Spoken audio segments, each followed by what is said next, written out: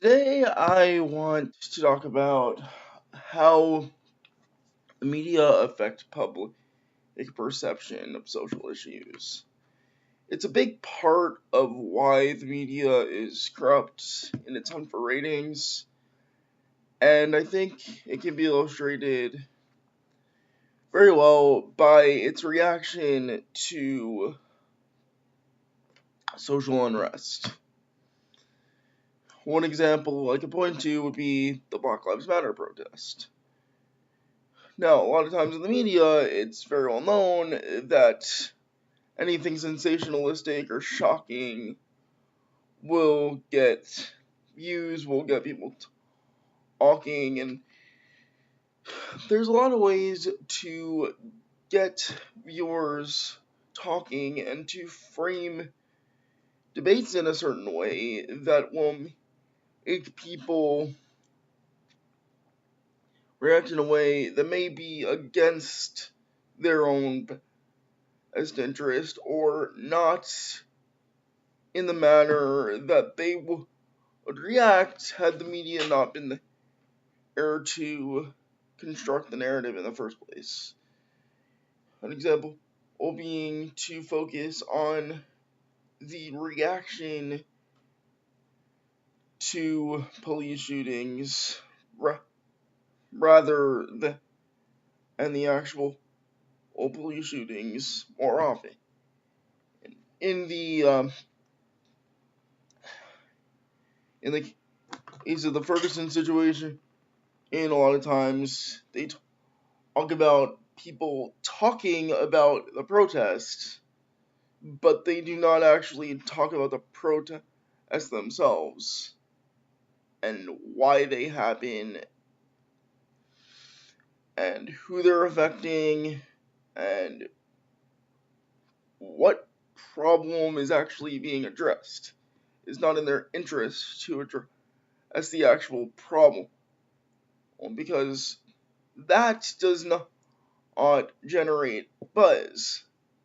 It is not the media's job to inform as much as it is to generate revenue for the network and for the corporate advertisers that it serves. If it was, it would make sense that the news would be a publicly funded entity, where the people would have final say over the content. But even in the fact that it's the job of the media to entertain, the news media, to entertain rather than to inform, seems to be a big problem in terms of the job of the media that it is to entertain. Even that frames a certain debate which might not ordinarily be the case if there were media which actually catered to the interest of the people creating it and the people consuming it. Because that goes far beyond the writers, the producers, the creators. TV may generate buzz, but it's usually shallow and it's usually self-serving. It benefits the narrative that the world is basically sometimes more fair than it is, or that people have more power or to change it within the social setting that it currently is, instead of trying to construct the narrative that people need to change any social conditions. In terms of social movements, television is a good way to keep people docile, quiet, relaxed, especially in the work world where people can relax after a long day they don't want to think too hard, and they turn on the news where they can get shallow portrayals of information where shocking visuals are prioritized.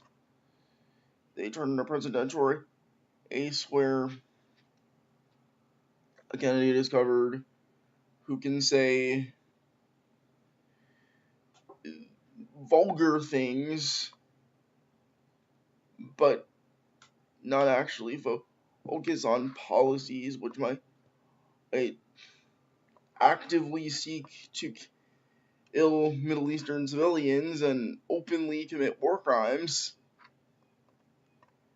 They seek television which will promote the idea that if they just work harder at their job, they can live a happy life. Even though they come to TV, they go to the movies to escape that cycle. Whether it's a job that stresses them out, friendships that stress them out, they wonder why people aren't as open with them socially as they hope to be. Basically, everyone leads their own life as a protagonist. But it is not always the artist or the journalist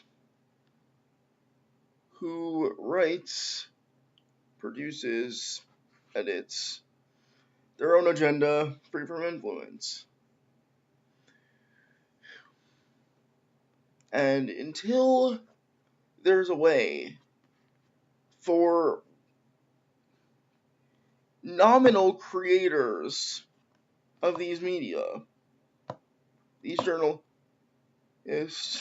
these writers, these producers, even the public, because they were the ones who consumed the media, until there's a way for nominal creators to actually take over and have a full say in the content they create, the social conditions which causes all stress aren't really standing to get better.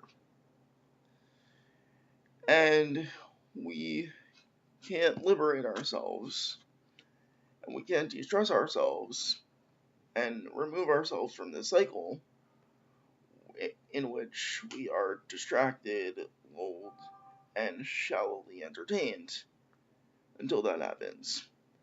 So, democratize the media. It's our chance to change the world.